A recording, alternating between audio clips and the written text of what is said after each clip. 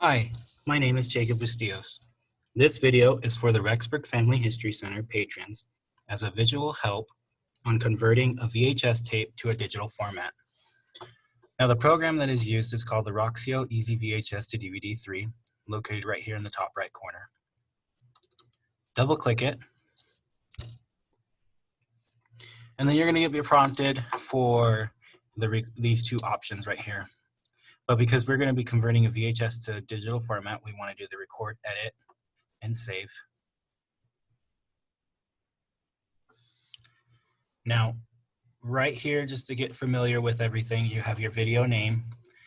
This is the screen from the player. This will show you the media as it's being recorded, and then your record button. So before you begin, you'll want to put in the name, if you have one, of what the media is called.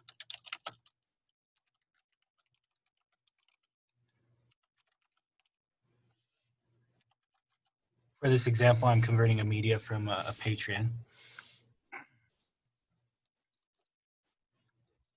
So what's going to happen is I would recommend clicking the record button on the software program before you actually push play on the VHS tape player. And the reason being is that the software needs a little bit of time. There's a little delay in when it tries to connect to one another.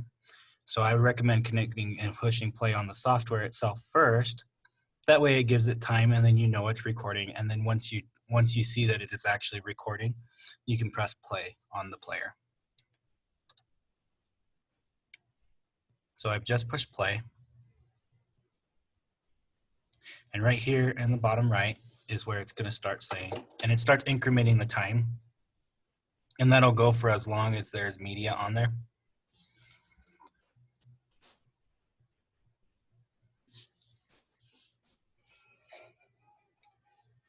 And it begins. So it's going to play through the media all the way to the end until it's finished. And meanwhile, the recording will continue to go, and we'll go from that point. All right, so once you finish the recording, you will then want to push this arrow down here to export it. Then you'll be prompted with these different selections right here. You'll want to choose the computer.